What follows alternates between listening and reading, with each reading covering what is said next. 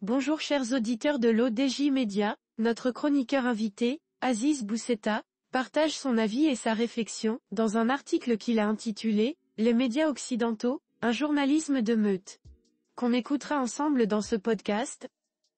Notre journaliste entame sa présentation du sujet en disant « Cela fait maintenant 4 mois que la guerre a éclaté et que les massacres se suivent et se ressemblent dans la bande de Gaza, suite à l'attaque perpétrée le 7 octobre par le Hamas en Israël.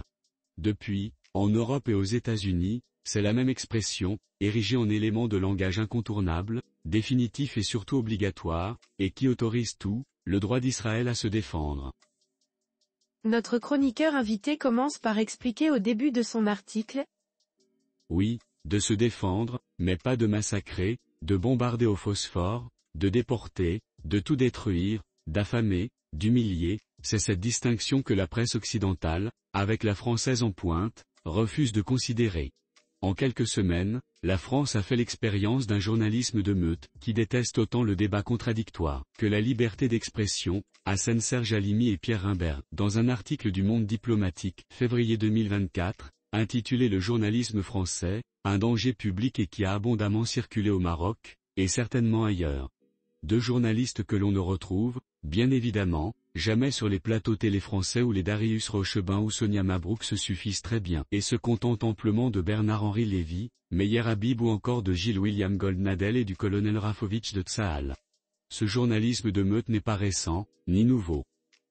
Il remonte à la genèse même du journalisme occidental qui a toujours défendu les prises de position et les idéologies dominantes de son camp, mais cela n'était alors pas aussi visible qu'aujourd'hui car cette presse écrasait toute velléité de résistance et toute volonté de penser autrement. Et c'est depuis 1945, avec l'émergence de l'ordre nouveau, appelé ordre international, fondé sur le droit international des vainqueurs de la Deuxième Guerre mondiale, que ce journalisme exclusif a véritablement connu son essor, puis s'est lentement développé sur les décombres d'une presse alternative combattue, menacée, ostracisée, marginalisée, et alors même qu'il n'y avait pour ainsi dire pas de médias efficaces et influents dans ce qu'on appelait alors le tiers-monde. Avec l'avènement de ce siècle, et la crise économique aidant, le grand capital a fait son entrée dans le secteur, plaçant ses créatures au poste de direction, imposant une ligne éditoriale identique, mais différemment déclinée. Or, ce grand capital étant aussi en étroite collusion avec le pouvoir politique, c'est la jonction dénoncée par Serge Halimi entre journalisme et politique qui s'effectue, puis s'impose, puis devient une seconde nature, puis la nature unique du journalisme occidental. Dans ce monde changeant où l'histoire accélère, où les petits grandissent, où les alliances anciennes se défont et que de nouvelles émergent et s'imposent, ce journalisme devient un journalisme de catégorisation entre d'une part les bons et les gentils, qui épousent la doxa commune, concertée et imposée, et les autres, ceux qu'il faut combattre, qui représentent un danger pour les sociétés occidentales, qui les menacent et qui sont désignés comme les adversaires à combattre, les ennemis à battre. Et dans ces cases, on place indistinctement les Erdogan, Jinping, Poutine, les Iraniens, les riches et de plus en plus influents arabes du Golfe, certains chefs d'État africains qui osent s'autonomiser, cela s'est vu dans l'affaire ukrainienne. Le Poutine ci-devant ami de l'Occident a été réduit à un vulgaire potentat, attaquant le monde libre et s'attaquant à ses valeurs. Rien n'est dit sur l'hostilité de l'OTAN à l'égard de la Russie 30 années durant, pas plus que ne furent vraiment commentées les confidences de François Hollande et Angela Merkel sur la duperie que furent les accords de Minsk de 2015. Durant l'été 2023, après le coup de force de feu Prigojine contre Moscou, les télévisions françaises ont fait fort, très fort. Sur un plateau LCI, le politologue Patrick Martin-Genier a appelé tranquillement, en toute impunité et sans même être repris par le présentateur à tuer Poutine. L'animateur TV, Aziz Bousseta approfondit sa réflexion de la manière suivante. Et puisque nous sommes au Maroc, que l'on se souvienne des attaques en règle, en meute, contre le royaume, suite à l'affaire Pegasus ou au lendemain du séisme d'Al-Haouz, quand tous les médias mainstream français, tous, criaient à l'insolence de ce pays qu'ils accusent, sans preuve, d'avoir eu l'outrecuidance d'espionner des communications de responsables ou qui d'avoir eu l'extrême désobligeance voire la goujaterie de refuser l'aide octroyée d'une France bousculée en interne et déboussolée à l'international. Il n'y avait encore que le public cible, qui croyait à toutes ces attaques, lesquelles n'avaient plus rien de médiatique, et aussi les inconditionnels locaux de la presse française et occidentale, libre et indépendante. Depuis, ces derniers, qui se reconnaîtront, peut-être, auront commencé à comprendre, le sentiment de supériorité des Occidentaux vient de notre conviction d'infériorité, et leur force vient de notre faiblesse, leur réflexe colonial prospère sur notre complexe de coloniser.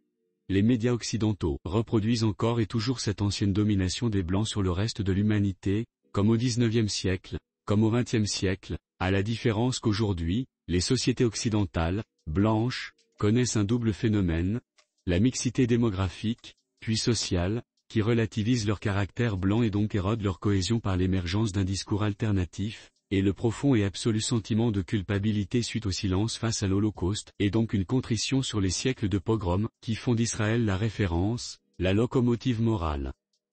Le journalisme de meute maintient donc la solidarité de bloc, celle de la race blanche, civilisatrice car civilisée, civilisée car judéo-chrétienne. Souvenons-nous et scrutons cette solidarité occidentale faite de mutisme, de bloc, de caste humaine, de complicité pour la Belgique au Congo, pour la France en Afrique occidentale, de la traite négrière à la colonisation, pour les États-Unis et leur inutile bombe à Hiroshima, Nagasaki ou au Vietnam, pour le Royaume-Uni au Malouine, ou, bien plus anciennement, pour l'Espagne en Amérique latine avec l'encomienda et Hernán Cortés. Malgré quelques timides critiques plutôt économiques, Nicolas Sarkozy a dénoncé la sauvagerie du continent européen, et donc de son émanation américaine, et Dominique de Villepin a fustigé la compromission des médias pour justifier cette sauvagerie, en s'appuyant sur l'arme décisive et fatale des droits de l'homme. Mais personne ne les écoute. Pire, on les fustige et ostracise. L'auteur termine son article en ces termes. Aujourd'hui, l'argument droit de l'homiste qui a prospéré de longues décennies a volé en éclats, détruit, démoli, écrasé et enseveli par le grand allié occidental, son enfant Israël. Et même la solidarité occidentale n'y résiste plus. Désormais, leur solidarité doit avoir en miroir celle des autres.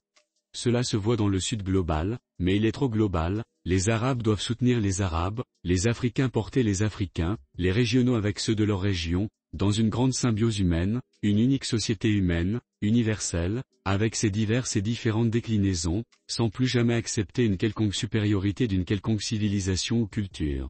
Mais la meute le comprendra-t-elle ? Ses commanditaires la laisseront-elles réfléchir par elle-même, et sans l'épée de Damoclès du limogeage et du chômage ? Rien n'est moins sûr. Rédigé par Aziz Bousseta. Merci d'avoir écouté ce podcast de l'ODJ Media, notre bouquet de supports numériques, portail, magazine mensuel connecté, web radio R212 dédié à la diaspora marocaine et web TV.